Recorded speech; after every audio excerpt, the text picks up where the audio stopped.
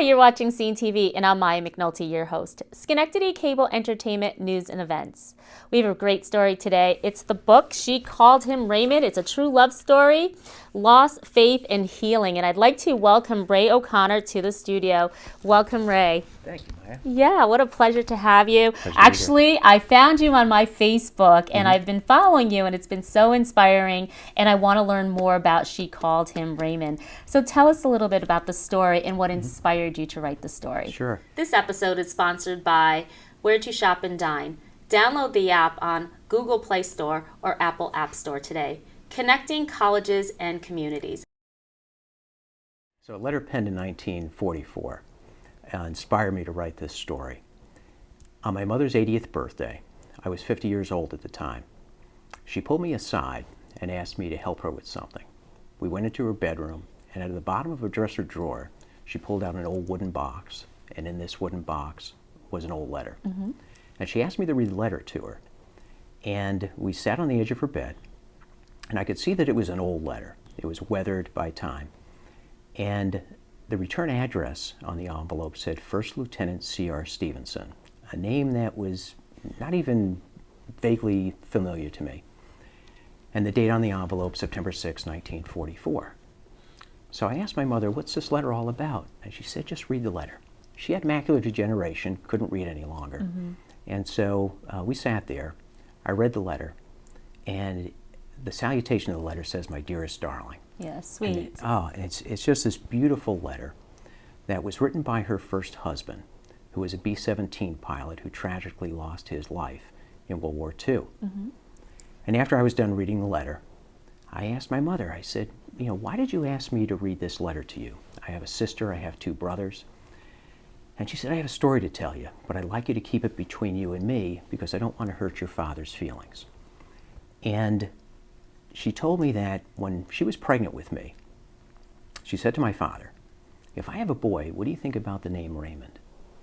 And my father said, oh, you want to name him after my Uncle Ray?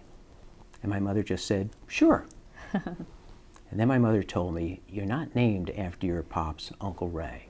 I wanted to name you after my first husband, who she called Raymond.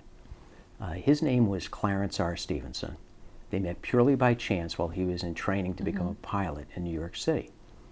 And my mother didn't care for the name Clarence, so she called him by his middle name, Raymond. From that point on, I became somewhat intrigued with this story because here I was 50 years old and learning for the first time that I'm the namesake for this dashing and brave young aviator who gave his life for his country in World War II. A few years later, my father had passed away, and my mother and I started talking about the story more frequently and in greater detail. And the more I learned, the better the story got. And so I set out to try and uncover the entirety of the story. And in order to devote the appropriate amount of time to that, I quit my job as the president and CEO of a bank to write this book. And the number of people that I found, the number of surprises that I had putting this book together are just too numerous to count. I managed to find the sole surviving member of the B-17 crew that went down back in 1944. I found many of the members of Raymond's family. He has 2 sisters, one of which has since passed away since I visited her a number of years ago. And where did you find them? The sole crew member that's still alive, his name is Keith Clinton. And through the magic of Google, I managed to track down I managed to track down a gentleman who I thought was the right Keith Clinton. And he lives in a little town of Ada, Michigan. And I picked up the phone one day and I called him and I said, is this Mr. Keith Clinton? He says, yeah, who's this? And I said, Mr. Clinton, my name is Ray O'Connor. You don't know me, we've never met. But my mother is the widow of your pilot and flight commander, Clarence Raymond Stevenson. He says, no kidding? And I said, no kidding. And he says, how's Helen doing? And I said, my mom's doing just fine, sir. He remembered her name. Oh, yeah. Wow. And I said, how are you? And he says, well, I'm 89 and I'm still above dirt. So I said to him. They're so witty. Oh, yeah. So I said to him, I said, I don't want to be a pest. But if I was to come out to your home in Michigan, do you think you'd have some time to speak with me? And if you've got any records of photographs of any kind, be willing to share those with me. And he says, what are you doing next Saturday? And I said, I think I'm getting on a plane and coming out to Michigan, which is what I did. And I had similar phone conversations with Raymond's sisters, the youngest of which, when I spoke with her, she said, I'd be happy to talk with you about my brother, but I don't have any records of photographs of any kind. My other sister, Marjorie, took those with her after our parents passed away. So I went out to her home in Akron, Ohio, sat around for the better part of the day talking about her brother, and there were a few tears shed that day. And at the end of our conversation, she said to me, I know I told you on the phone, Raymond, that I didn't have any photographs or records of any kind, but I found something in the basement you might have an interest in, and you're welcome to take with you. And I said, what's that? Oh, it's Raymond's diary. Oh, my. So I got a chill up my spine when she Yeah. said that, because one of the things missing in this story was, what did Raymond really think? What would he have said? And I had an opportunity to interview him. And when I got back to my hotel that night, I called my mother and my sister, who is Raymond's daughter, who was born just before he died in that crash in 1944. And I said, did you know that Raymond kept a diary? No one knew. Sure. And this wasn't just a... Well, those times, too, that's probably, that's why their penmanship was so great, because they wrote down their struggles that they were going through at the time. Yes. And the memories and the things that was holding on to them was their family and that hope of getting home to their families. Oh, absolutely. And especially your mother, Helen. Yeah, in addition to keeping things like diaries, they were prolific letter writers. I managed to come across hundreds of letters that were written between family members, and including the original letter and final letter that Raymond wrote on and mailed on September 6, 1944, which happened to be my mother's 19th birthday and their first wedding anniversary. And my mother read that letter to herself on her birthday and their anniversary every year for 61 years, until she couldn't read it any longer. And then she asked me to read it. That's really sweet. Yeah. And even though my mother remarried 9 years after Raymond passed away. And even though she loved her second husband, my father, more than you can imagine, she always had that special spot in her heart for Raymond. Sure. And she kept that memory alive by reading that letter to herself every year, tragically on the day that he passed away. It's a beautiful story. Tell me a little bit more about your research and what you found in writing this book. Yeah. When I went out to visit Keith Clinton, who was a gunner on that crew, and in fact, in this photograph, he's the gentleman in the center, in the back, the tallest one. The biggest surprise I got from him, in addition to... And that's Clarence or Raymond? He's down here? Yeah, Okay. Raymond is down here. Yeah, because you look a lot like him. A lot of people say that, although there isn't any, genetic blood connection between the two of us. And Keith Clinton, in addition to telling me wonderful stories about their experiences during the war, which he remembered like they were yesterday, even though 70 years had passed since he and I first met. One of the biggest surprises he had for me is he had the original handwritten flight records of all of their missions. So now I had That's really cool. I had a history of everything that they had been through. And so he gave me this photograph, and he gave me a number of other mementos. He has the patch that is from their particular crew. And in addition to Raymond's youngest sister giving me the diary. Is this the letter? Is this the original letter? Or this is a postcard, but Yeah, okay, that you made is- a copy. Yeah, that is not Of the it being original. mailed. I don't take the original outside the house. But but that's the envelope that in which that letter was contained. One of the wonderful things about finding the letter and these other mementos and the diary is the publisher was able to extract those and reprint them in the book. So not only is there ability for me to tell Raymond's part of the story in his own words, but you can actually see it in his own handwriting in the book. And the final letter that he wrote and sent to my mother the day that he died is reprinted in the book as well. So about 10 years ago, this story started. You quit your job as a CEO of a bank. You are going all over the state to track your mother's first lover down, or Yep. husband, Yes. and you wrote this book. How long did it take you to write this book? The actual writing process took me about 4 years. It is by far the hardest thing I've ever done. I had read about other authors, Laura Hillenbrand, who wrote Unbroken. It had taken her 7 years to write that book. And I thought to myself, it can't possibly take that long to write a book. But between research and the actual writing, it's taken me 5 years to get this book into print. Let's find out where we can get the book, too. Who are you working with? Right now, the book is available through Northshire bookstores and northshire.com. Okay. So anyone can order it anywhere in the country. And Northshire is in Saratoga? Where's Northshire? They have stores in Saratoga Springs and in Manchester, Vermont. Okay.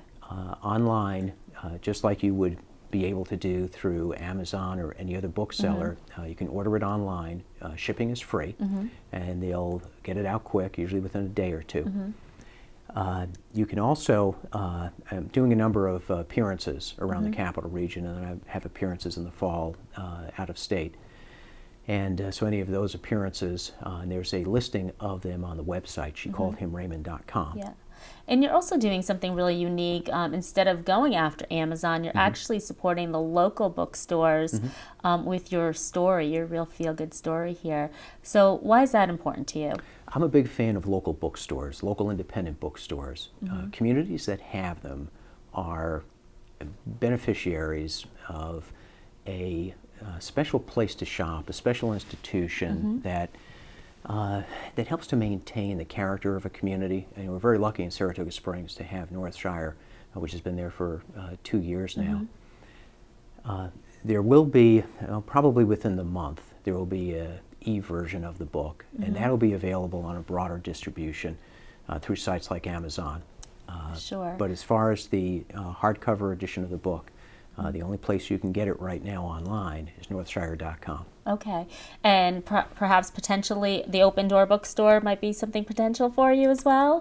Yes. Yeah. And how about Stuyvesant Plaza? I've got a book signing lined up there for Friday, June 26th.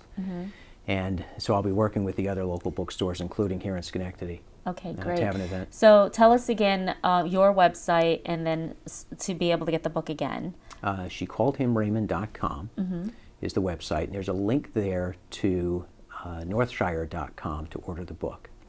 Okay, great. Because, yeah, we would love to get the story out. It's a true love story. If anybody's seen The Notebook, this reminds me of that very much so. So it's really sweet. Yeah, a lot of people have made that comparison. Yeah. And one of the other fortunate things, there's a very prominent author by the name of James Bradley, whose #1 best-selling book is Flags of Our Fathers, the story of the men who raised the flag on Iwo Jima in that iconic photograph. And James Bradley was kind enough to endorse the book. And about it, he said that the story touched his heart and stirred his soul. And among the thousands of readers and followers of the story, so far it's a common sentiment. I love that. Touched his heart and stirred his soul. Yeah. That's beautiful. While you were writing this book, did it inspire you to continue, like, more chapters, or more, like, to really dig deeper? Like, wow, this is so passionate and so true and loving. And did you want to find more people that your mother's first husband fought with or flew with? Yeah, it became an obsession. And as I put bits and pieces of the story out on the website and on social media, people started contacting me. I was able to make contact, or I should say, a woman by the name of Wendy Swiatnicki. Her uncle was the navigator on this B-17 crew, and I had been searching for family members of the other crew members. Most of these crew members were very young men. Most of them weren't married. They never had the opportunity to have children, so there was sparse family out there to find. But throughout the entire process, every time I would make a new contact, have a new surprise, it deepened my obsession with digging even deeper into the story. What's one of your most favorite stories in the book? Oh gosh, I'll say two stories. I'll pick Sure. I'll pick one happy one and one sad one. On the happy side, my mom was a real tomboy growing up. She was one of 8 children of Irish immigrant parents growing up in Hell's Kitchen in Manhattan, and she much preferred to play with the boys than with the girls. And her father had some psychological issues, and some of the neighborhood kids used to make fun of him, and it would just bother the heck out of her. And being a tough street kid as she was, and she was tiny. I mean, even as an adult, she was all of 5'2" and weighed about 110 pounds. She would get into it with the local boys and just, give them all that they could take. Probably the saddest part of the book for me, it wasn't until 4 years after Raymond's death that my mother had some sense of closure. It was 4 years after he died that his body was returned to her.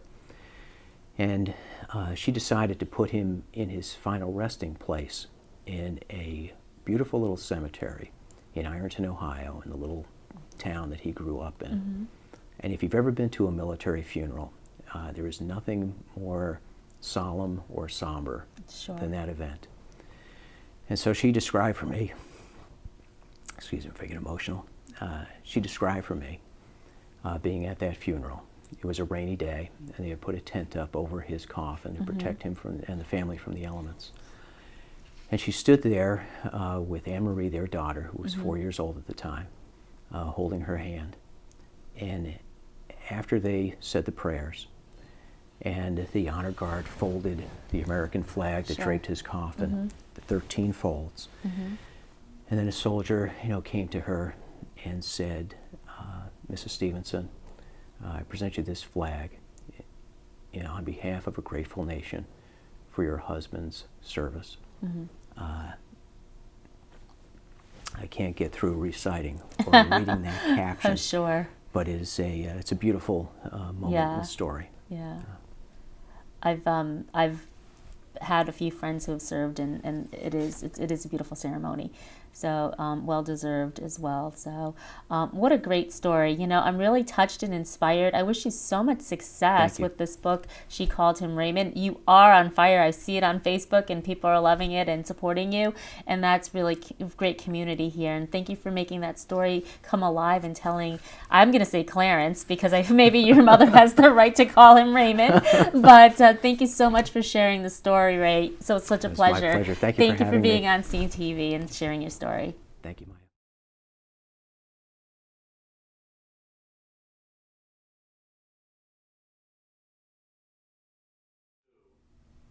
You're watching Scene TV, and I'm Maya McNulty, your host, Schenectady Cable Entertainment News and Events.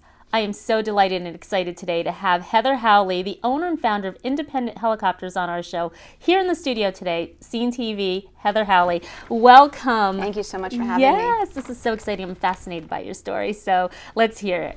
Oh, goodness. Well, let's see. I started flying back in San Diego. I had gone for one helicopter ride after I had traveled Europe for a couple months, fell in love with it.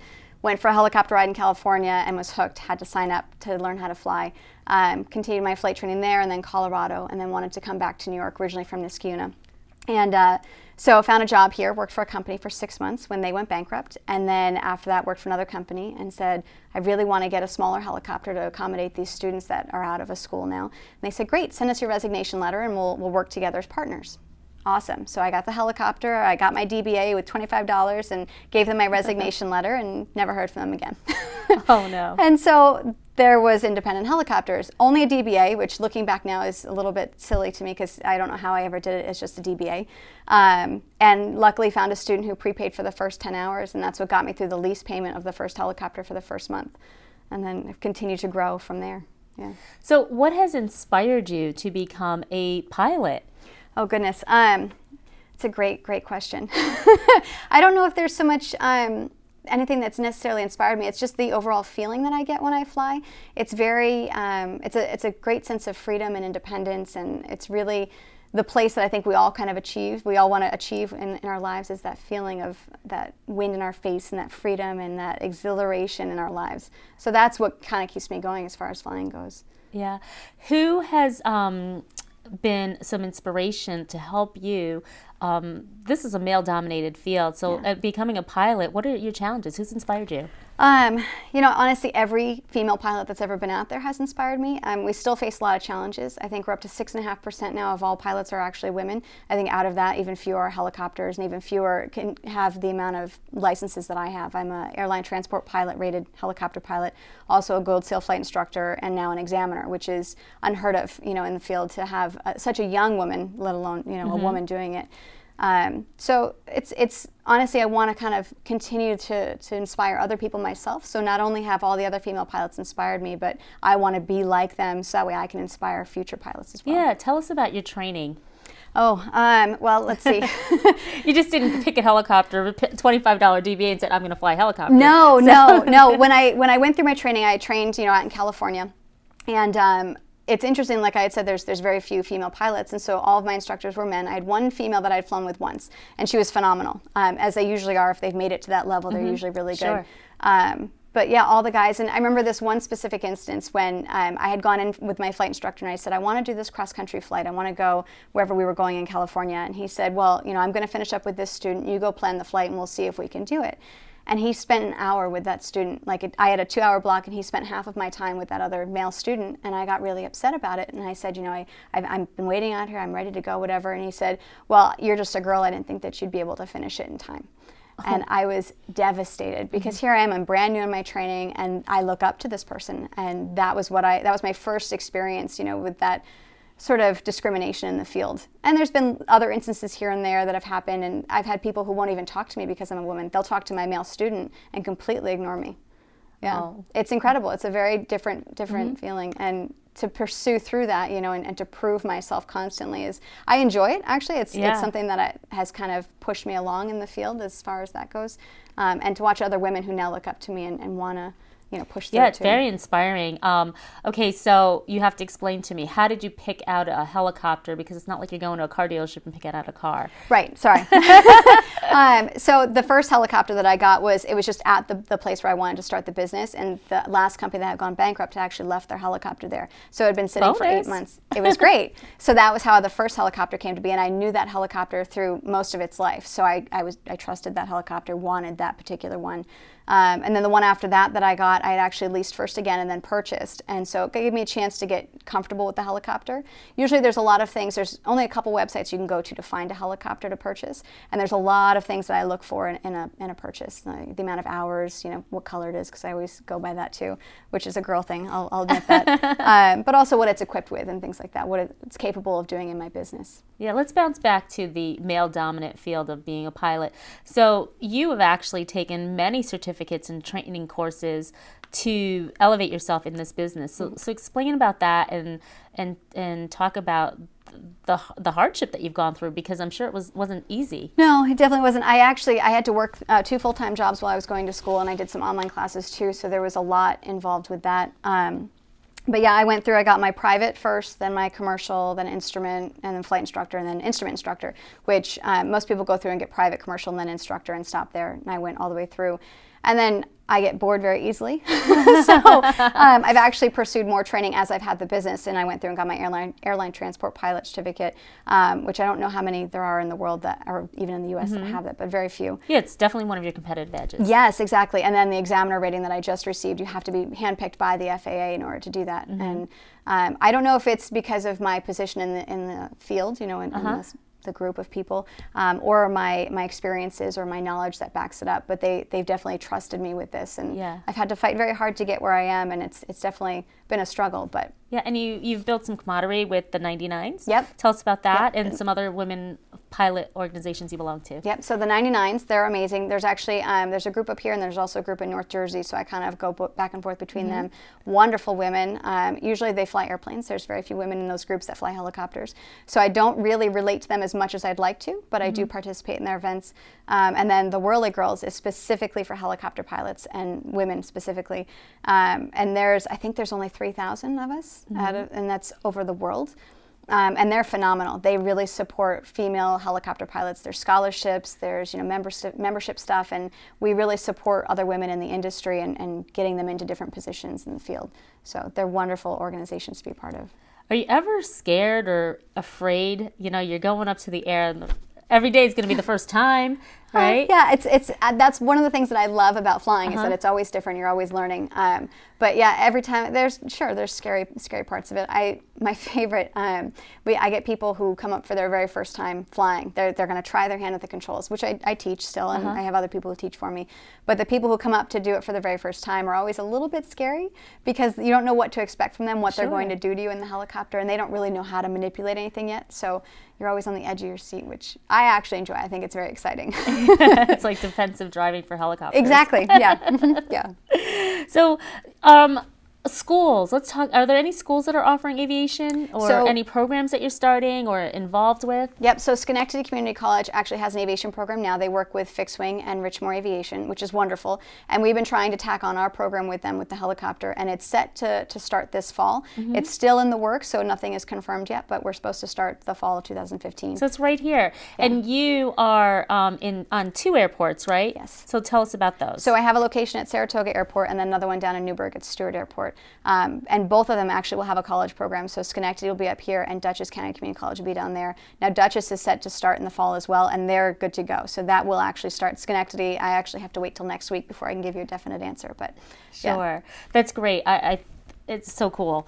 What advice do you have for future aviation or pilots? It will feel like a struggle and it will feel like you're stuck and it will get frustrating, and that's okay. That's part of the process. And so if you can continue on your path and stick with it, you'll get there. Yeah. And how many hours do you have to do? For your private license, it's a minimum of 40, but the average is more like 60. And then to become an instructor like I finished up with, it's 200 hours. Okay. Yeah. And does that let you travel just domestically, internationally? Really, you can go, like if you had just my private, you could go internationally if you wanted to. There's a lot of regulations that play a part in that, but with a helicopter, you're not going to go super far anyway. So, yeah. So this is also cool to me. What's been one of your coolest experience then? I have so many. I know. How do you put your thumb on it? All right. So this is. Was it last year or 2? It may have been last year. 4th of July weekend, I was down in Manhattan. I was in the helicopter. We were doing a photo flight. And I was I shouldn't even say this, but we were down at 900 feet. And so I had the buildings up on either side of me, above me. And I had gotten clearance from, tower. And sounds like Back to the Future. It was amazing. So here we are. It's dusk. So the sun is just going down. So you're watching the sun go down. And then all of a sudden you start seeing these fireworks pop up on the horizon because it's 4th of July weekend. And you can see the lights start coming on from Times Square because we were right over Times Square in a hover. And I just remember sitting there going, oh my God, like this is my job. I'm getting paid right now to watch the sunset from a helicopter over Times Square with fireworks. Like, who does this? Unbelievable. This is just another day of Heather Howley.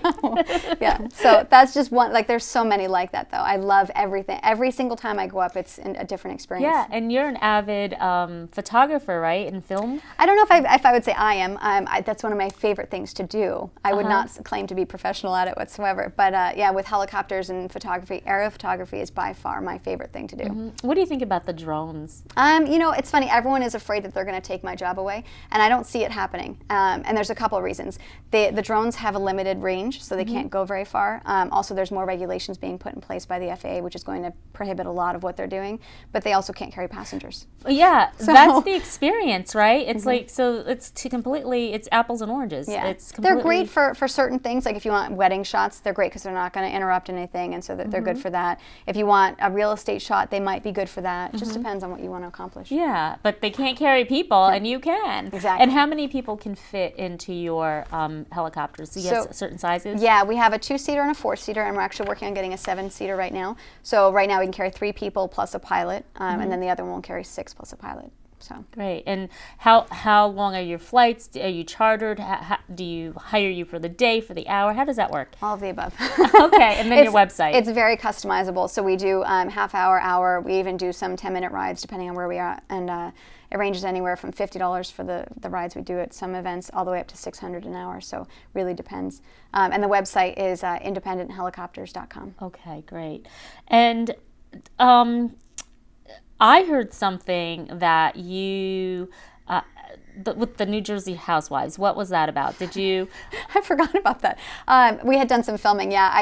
I had worked with another company they had contracted me as a pilot, and we went down in this bigger helicopter, and we were shooting with this amazing camera, and we got to shoot the opening scene for the Housewives of New Jersey, also the Letterman show, and there's some Colgate commercial, a lot of miscellaneous commercial things. Yeah. honestly my favorite thing to do. Yeah, so these have all been some of your coolest experiences. Yeah. Because, wow, it sounds so exciting and so I'm inspired. I want to be a pilot. Should come for a ride for sure. Yeah, definitely. No. So, tell us about. I know that you're starting to put together some fundraising, and I've seen it on your Facebook for fundraising and events and things like that. So, speak on that. So, most recently, actually, we just did a paintball fundraiser for my husband. My husband passed in August, and he died during an airplane accident. And so, what I wanted to do was to create this fundraiser, this scholarship in his memory to carry on his name and his passion for aviation. So we created the Marius Ivashku Aviation Foundation, and we did our first fundraiser this past Sunday, raised $1,200 for him, which was phenomenal. I was very excited in a day to be able to do that, and it's going to go to fund other people's dreams, other people's passion in aviation. So you have the ages between 17 and 33, anyone who's interested in getting a pilot's license, whether it's airplane, helicopter, balloon, glider, whatever, or even mechanic. I didn't realize you needed a license for a balloon. You do, yeah. Okay. Yeah. But all of those we're able to then give a scholarship. We're giving out $2,000 every year to one or two people, depending on who qualifies for it. Great. And is it an essay format? Yes. Do they and they have to be studying aviation, and it can be male, female, or are you more for because you're a female? I would love to see it be a woman, but yeah, it could be for either, because it's really just someone who has his spirit. You know, I want that Marius spirit in the potential candidate who receives the money. So that's what we're looking for. But yeah, essay and then a list of qualifications as well. Okay. And then tell me a little bit more about the VETS program that you're working on as well. Yeah, so that's hand in hand with Schenectady Community College. So we've received our 141 certification through the FAA, which makes us an accredited school now, which is phenomenal. And it was really more of a push for me to get financing for my students, and then the VA thing kind of happened on the back end, which I love it, and I'm really happy to be able to support veterans. And it allows us to say, here's a college program, or you can come through us directly and get funded directly through the government through using your GI Bill money to then pay for flight training. So we're running into a little bit of an issue now with there's a bill going through the House, and so we're hoping that that kind of doesn't happen and it doesn't prohibit. They will probably most likely put a cap on it, but it won't prohibit training, which is what we're looking for. I think that if you want it, you're going to create it. It's Absolutely. It's going to happen. Yep. You've come this far, girl. Absolutely. So what are some other things that you'd like to share about your passion and your dream? I mean, you, from a little girl, here you are flying helicopters. Did you ever see that happening? No, I didn't actually. I was a biology major, and I worked doing stem cell research out in California, and I thought that was going to be it, scrubs and working in a basement, and then one helicopter ride changed my world. So the piece of advice that I tend to give the Girl Scouts, the Boy Scouts, anyone who asks me that question is always, don't be afraid to try something new. If you want it bad enough, you'll figure out a way to make it happen. Yeah. And if you don't, then that's okay too. But don't be afraid to try. Like, don't feel like you're stuck. You know, I watch my parents, and I love them dearly, both of them, and they just seem to get stuck, you know, and I would love to say to them, go out and try something new. You're never too old. I think that that's that generation too, and the generation that we're in, and then now the millennials coming about. They're really avant-garde. They're really out there. They really want to try, tilt the meter, if you will. You know, Live. Yeah, they really want to live, and it's very cool. Tell me anything else about your story. Any help that you need for this fundraising, or I always need help. Always. I would say that the most help we need right now is for the veterans, you know, is really promoting the veteran training and helping our vets. You know, they've come home, they've worked their butts off, and they deserve to have some help. And so we're pushing that through Congress and through the House right now, and trying to really support our veterans that way. And then as far as fundraising goes, yeah, absolutely. We worked with the Community Foundation of Orange and Sullivan County down in Newburgh, and they're the ones who are taking care of the scholarship for my husband. And anyone who wants to either apply for the scholarship or help fund it to help future aviators, by all means, that'd be great. And then as far as the business goes, come visit. Come take a helicopter ride. Like, you have no idea what you're missing until you've actually done it. Everyone's so afraid to get in it, but until that experience, you cannot explain, and you have to try it. Yeah. And here's a clip of Heather Howley at Independent Helicopters. For me, it was the ultimate sense of freedom. Like, when you first get your car, right, and you're 16 years old and you get your permit, and you're like, I have a car now, I can drive. That is freedom. Multiply that by like 100, that's flying in the helicopter. It's amazing. My name is Heather Howley. I am the owner and chief pilot of Independent Helicopters, based out of Newburgh and Saratoga Springs, New York.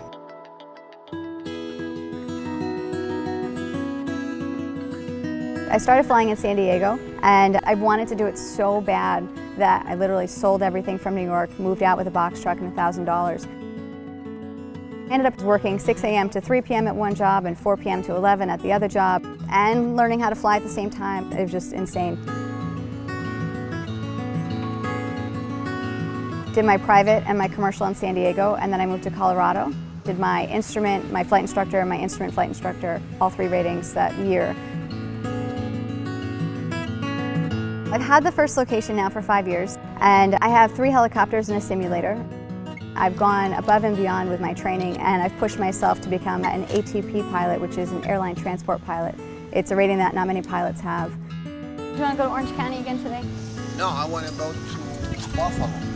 The students, I've got anywhere from 13-year-olds all the way up to 92. To watch somebody grow from nothing to becoming this flight instructor or a private pilot or commercial pilot, wherever they decide to take their training, it's really a very rewarding feeling for me to do that with them. My real passion is in aerial photography and in film work. We did the Housewives of New Jersey. I did a Colgate commercial. I've done baseball games, football games. It's fun to take someone who wants a certain shot and they may not know exactly how to get it and actually get it for them and just blow their mind. I love that. Not only do I own the business, but I'm also a female pilot, which both are really unheard of in this industry. I'm a member of the 99s, the Whirly Girls, Girls with Wings. I'm also an AOPA member, all things that deal with aviation, but primarily things that are for women in aviation. People come into the office and they say hello, and they kind of look around. I'm like, can I help you? And they're like, we're just looking for our pilot. I'm like, that's me, I'm Heather, I'm your pilot, nice to meet you. And they kind of get taken aback. And then they always ask, how long have you been flying? I laugh, I'm like, it's only been 2 days, I've been flying for 2 days. Really, I don't know what I'm doing at all. But I'm your only pilot today, so you have to fly with me. It's funny. Because the complete opposite is really true. Hey Matt, have you looked at the radar? Yeah, it looks like it's swirling. When I first started the company, I wanted to be an independent contractor, so there came Independent Helicopters. And as it's progressed and it's grown, I've come to realize that the name not only is about independent contractors and what I was doing originally, but it really is who I am now. I really wanted to do this. I've loved it since I went for my first flight, and it's kind of obvious by the way that I've run the business. I've grown it to this size over the last 5 years completely by myself, and I'm really proud of that.